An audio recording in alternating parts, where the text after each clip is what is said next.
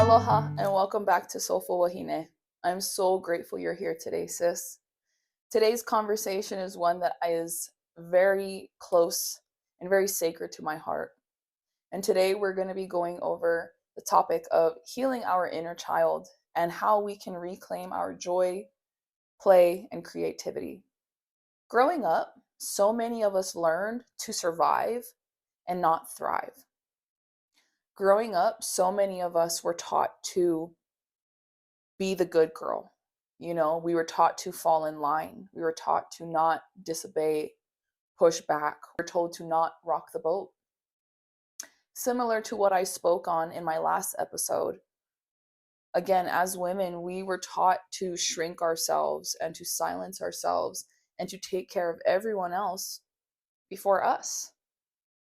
And somewhere along the way, that bright, curious little girl inside of you, she got pushed aside. And so, with us talking about inner child healing, we have to first understand what our inner child is or what it means to do inner child healing.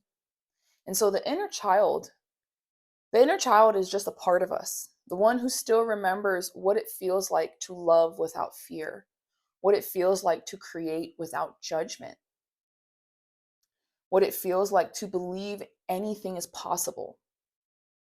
And I just want to say, sis, she's still there. Even if life made you forget about her for a little while. She's never stopped waiting for you to come back home to her. And that's what we're doing today. So, how do we lose touch with our inner child? I just want to say, sis, it is very easy to lose touch with your inner child, okay? Because a lot of us don't realize that that's what's happening. And so, here are some ways that we might have lost touch with her. We might have grew up in a home where we were forced to grow up too fast. Maybe you were raised in a home where emotions weren't safe. Maybe the only times that you were ever praised was for being mature or for being responsible, whatever that may mean. Or maybe you were just taught that play was childish and that we don't have time for play and that play is not something that we need to focus on. And I just want to say, when we disconnect from our inner child, that is when we start to believe things like softness is weakness. This is where we begin to silence our desires. This is where we begin to learn to numb our emotions. We stop creating and we start shifting into survival mode. But surviving isn't living, sis. And I just want to say, you deserve a life that is a lot more than just surviving. Here are some signs that our inner child might need some healing. And as always, this isn't meant to pass judgment, but again, create awareness. So, I also want to throw out there that sometimes we don't even realize that our inner child is crying out for us to give it attention until it shows up in our lives. And here are some ways that it shows up. We struggle to trust other people. We people please because we are terrified of being abandoned. So, like I touched on last week, that fear of disappointing other people, that fear of losing love. Okay?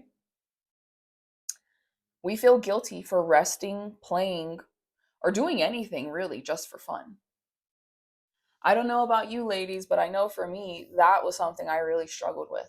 I struggled with allowing myself to rest because to me, that was just me being lazy. We chase perfection because we think that mistakes make us bad. I hear this a lot with a lot of women that I work with, that when they make mistakes, they feel like they are a bad person or they are just bad overall. And if that is something you do, sis, again, it's not meant to pass judgment, but to create awareness that this might be a sign that it's time that we turn in and we finally give some attention to the little version of you. And lastly, we have a deep fear of rejection, especially when it comes to our creative dreams. If any of that resonates, it's not because you're broken, okay? I just want to clarify that. If anything resonated, if anything hit home for you, again, it's not because you're broken. It's because there's a little girl inside of you who just wants to feel safe again. And today, we can start to make her feel safe again. We can start to make her feel seen again, just by doing these little baby steps, just by creating this awareness around all of these things. Okay? How do we begin healing? Because, like I said last time, this isn't a channel where you're just going to hear me talking. No, I'm actually going to give you tools. I'm going to speak on how we can begin to change things, how we can begin to do the inner work. When it comes to inner child healing, how we begin healing is we learn by reparenting ourselves. Healing your inner child isn't about going back in time. No. Healing your inner child is about giving yourself today what you did not get back then. And that's what we like to call reparenting. Okay? Reparenting is when we become the loving, nurturing, patient, and supportive figure that we have always deserved. Again, it's not about going back in time, no, but it's about showing up for ourselves in ways that maybe our caregivers could not.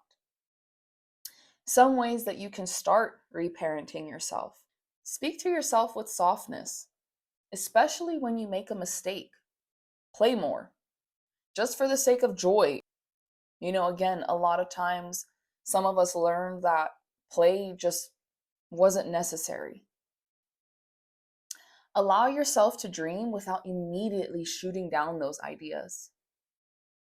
How many of you struggle with that? How many times have you had an idea or had a dream that felt so wild and so big and so beautiful that kind of immediately your brain was like, no, that's too delulu. That's too out there. I just want to say, for me personally, manifesting your dream life is not delulu. It is real. Another thing that you can do, sis, is setting boundaries that protect your peace, even if it's uncomfortable. Validate your feelings instead of judging them. Like I always say here, whenever emotions come up, that is not an invitation for us to judge them, no, but rather just become aware of them. Become aware of how they're showing up in your body. Where do you feel that emotion? And just validate them. Don't judge them. And lastly, let yourself be messy. Let yourself be creative. Let yourself be imperfect. Every time that you choose kindness over criticism, every time that you choose rest over hustling, or authenticity or over perfection, you are telling your inner child, I see you, I hear you, and I love you. And you are safe with me here. How do we reclaim joy, play, and creativity when, for some of us, it's been so long since we've partaken in those activities or in those things? And again, so many of us were taught that joy, play, and creativity are luxuries, or, again, they're not necessities. But I'm here to tell you, sis, even as a grown-ass woman, these are necessities. These are medicine. Even as adults, we still need creativity. We still need to be experiencing play in our lives.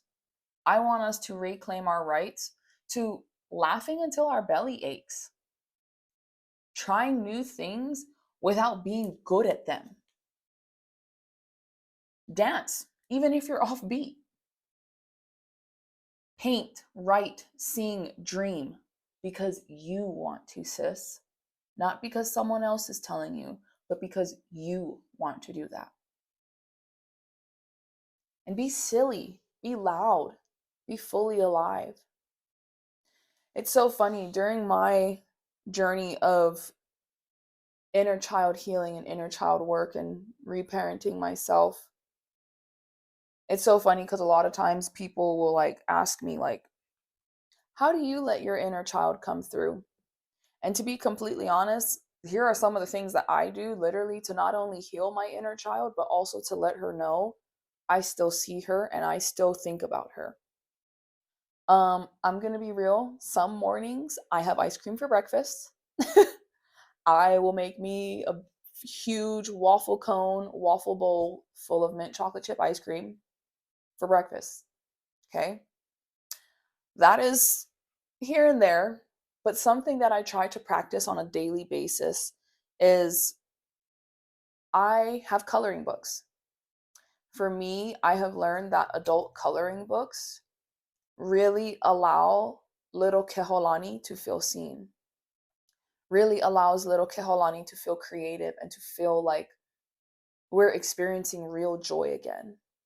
And so for me, like I said, not even like that, but my two go-tos are literally I either eat ice cream in the morning or I do coloring books. And it doesn't have to be those things, but that's just kind of what I've done or what I've learned about myself on my own inner child healing journey. And so, with all of that being said, sis, when we tap back into play and creativity, we reconnect with our truest self.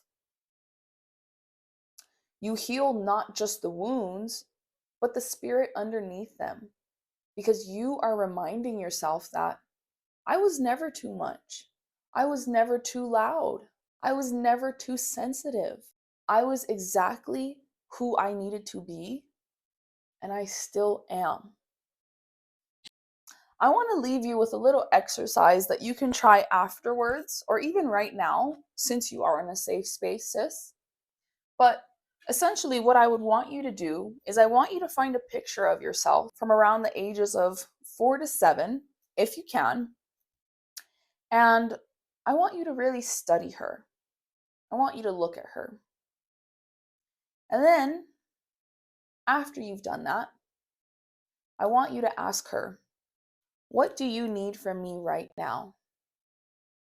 What did you love doing when no one was watching? And how can I show up for you today? Journal about it if you can, or sit with it. Sit with her. Hold her. Remind her that we're no longer abandoning her and that it's time that we finally give her some love and attention. As we close today's conversation, sis, I just want you to know healing is not linear. You are not behind and you are not broken. You are coming home to yourself, one tender moment at a time. Thank you for being here with me today and for choosing to honor the little girl inside of you. She's so proud of you, and so am I. If today's episode really resonated with you or really, brought up some questions or just really got you thinking, today's book recommendation is called The Inner Child Workbook: What to Do with Your Past When It Just Won't Go Away by Catherine L. Taylor. I thoroughly enjoyed this workbook for the simple fact that, again, I feel like it's gentle, it's not too clinical, and I feel like it is a very beginner-friendly type of workbook. This workbook helps to reconnect with your inner child. I truly love it because it has some reflective prompts, it has some exercises, and some simple tools to help you kind of explore the parts of you that still need softness and care. A perfect first step if you are just starting this journey of inner child work. And now that we've spent some time with the little girl inside of us, next week we're going to be talking about the women around us.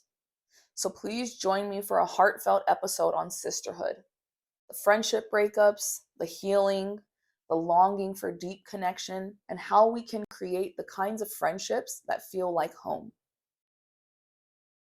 If this episode resonated with you, sis, like always, give it a like and subscribe. Come find me on IG. Let me know your thoughts. Until then, sis, mahalo and aloha for being here.